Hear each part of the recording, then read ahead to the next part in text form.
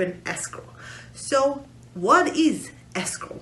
Escrow is a third party, and they have a lot of things that they are doing during the transaction, but the two main things that they are doing is, first of all, going through the title and making sure that the buyer is getting a clear title, and if there are any liens, any issues against the house, we will be aware during the escrow process. So that's the first aspect of escrow and title, the title part.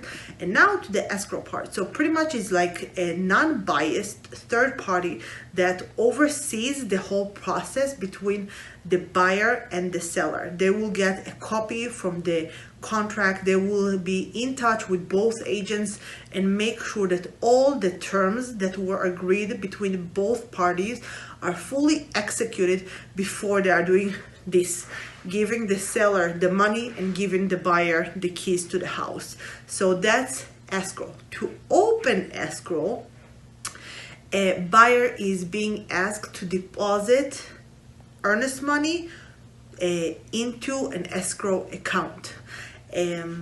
Now, wow, there are so many things to cover.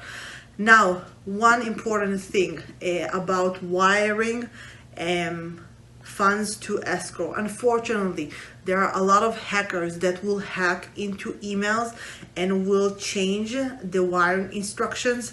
This way they will be able to steal your earnest money. So if you got wiring information from your escrow officer, at that point reach out to your escrow officer over the phone and verify all the information, bank information, everything with them over the phone, and only then do the wire. Now, what is earnest money? Earnest money is part of your down payment. It will be deposited in escrow, in an escrow account, and once the transaction is being completed, that money will go towards your down payment. Sorry. So at that point, the seller is being asked to be loyal to the buyer and to move forward with them. But on the seller side, they want to make sure that the buyer is serious about purchasing their house. So that money is being asked to be deposited into escrow account to show that the buyer is serious, and it's like a step of good faith. Again, very important. No money should exchange hands between buyer and seller directly, to prevent any issues further down the road. Of course, use reliable escrow officers and put that earnest money into that escrow account. Okay, so next step. At this point, we're already in escrow and we have an executed contract. Both sides agreed, signed, and we're moving forward. We have opened escrow, and the biggest thing that is happening right now is the lender starts working on your loan. So remember, loan is top priority because that's the thing that takes the longest in this whole process. So while you're providing the lender all the documents that they need, remember, I don't know about other states, but in Las Vegas, Nevada, the contract goes by calendar days, not business days. Now, one of the terms that you will see in the contract is due diligence. So during the due diligence time, it's now on you as the buyer to do all the homework needs to be done relating this house. Do the home inspection. If there are solar panels, check and see and read and go over the contract. School zoning, everything. You will most likely will have between 10 calendar days or 14 calendar days.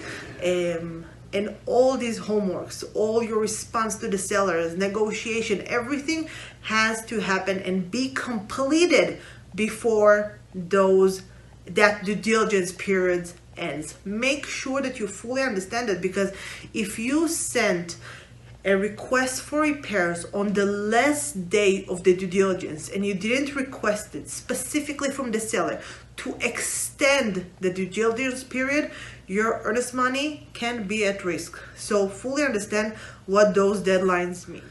Another thing that will happen during the due diligence period is the seller will, the listing agent will send you all disclosures about the house, different documents about mold and pest and airplane noise and everything pretty much. Make sure that you fully read everything. A lot of the things are general things, but you still need to be aware because at the end of the day you are buying a house. So don't rush and don't brush anything. Make sure that you fully read them and fully understand what each and every one of them means, and ask your realtor if something is not fully clear to you. Make sure that your realtor gives you the explanation to ease your mind. So that's about the due diligence period. So we talked about the property inspection, and we did a separate video about important things to do when doing an inspection. One important thing that I want to point out is you as the buyer, you are able to be in the inspection from beginning to end, to ask all the questions about the house. I personally advise my clients to go to the inspection. They don't have to. It's all about what their schedule looks like and everything. But I advise them, if they can, to go and be there in the inspection, because during the inspection, on top of pointing out if there is anything wrong with the house, the inspector will also be able to tell you where is the main valve, like the main water valve, or all those things that you as a homeowner should know about. Now, that's about home inspection. Again, I'm going to leave a link down below for you to check out the inspection video. And now off to the next topic, appraisal. So if you are purchasing a house with a loan, an appraisal will take place on the house. The bank that lends you such a large amount of money wants to make sure two things. First of all, that the house does worth the amount that you're offering to pay for it. And second thing is the condition of the house, to make sure that the house is in a livable condition and there aren't any safety issues. So appraisal will address those two things. We did a huge video about the appraisal process. Once the appraisal was completed, a few days later, you as the buyer will get the report saying if there are any conditions and the value of the property. Now, very important thing to remember about the value of the property. If the value came back at the amount that you offered in the contract, perfect, moving forward.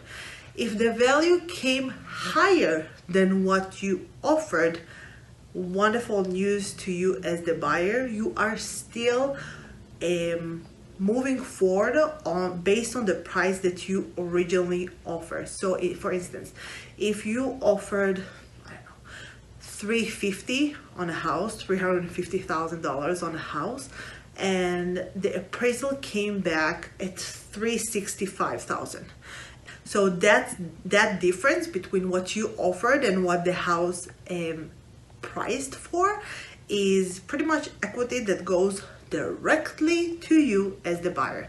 Now let's talk about another scenario. Let's say that the house appraised, $5,000 below what you as the buyer offered at that point, and it's written in the contract. You can read it.